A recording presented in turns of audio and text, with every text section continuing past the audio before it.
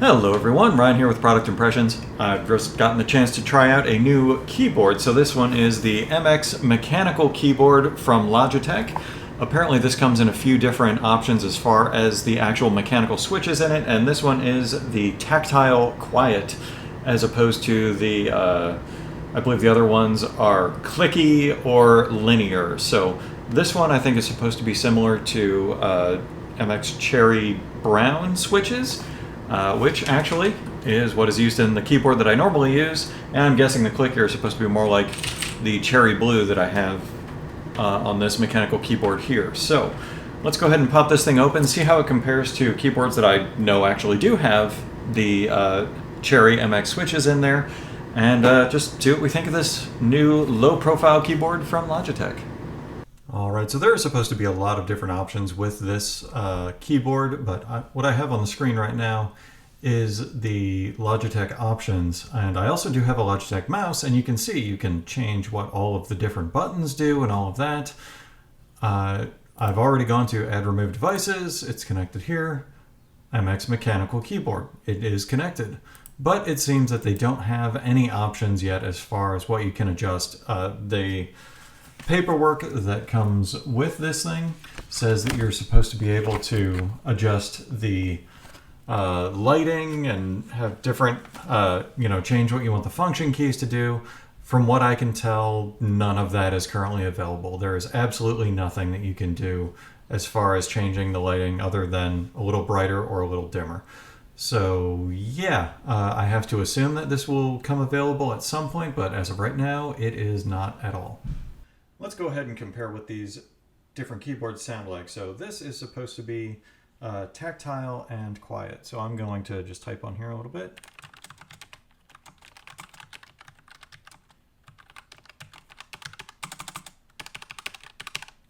That's what you can expect from here, as opposed to these are mechanical blue switches.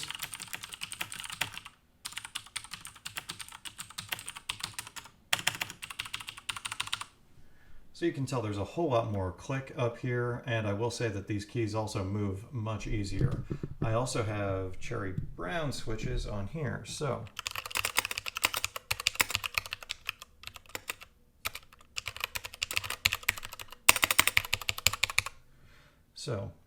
this definitely has a little bit more click to it as well, but that's really just from the keys bottoming out in the tray. There is no actual click as you move down. You can see the light go across, but there's no click when I press the key.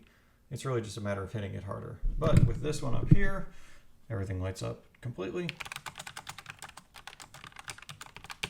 It is a much duller sound. So if you want something that is quiet, this is actually a reasonable way to go. It's definitely quiet. All right, I've used this keyboard while I was working for a couple of days, and I'd just like to go through some of the features of it. First off, as expected, there are little feet that can come out here to adjust the height and the angle of the keyboard. Pretty standard. There is a power on and off switch up here and a USB-C port for charging. Otherwise, it is nice that they have all of the different function keys across the top. They default to media controls or things like that. You can adjust screen brightness, keyboard brightness, various other things, audio controls for play, pause, skip, mute, what have you. All of this is very nice. There's also a shortcut here to open the keyboard, not the keyboard, I apologize, the calculator on your computer, which is nice. You can also tap the second button here, which will clear off all of the screens, or the button over here, which will lock everything. There is also the search key here to search on your keyboard.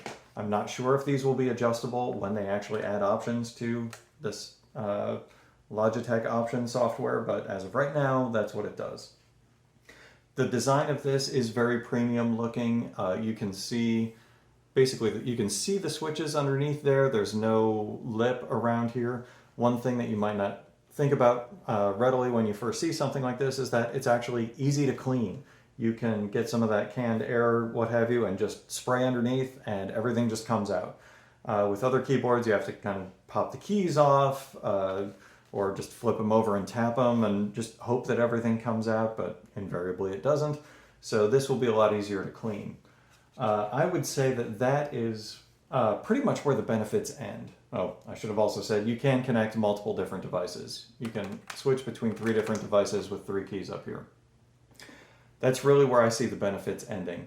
I find that this is actually, if anything, more difficult to type on than a laptop keyboard.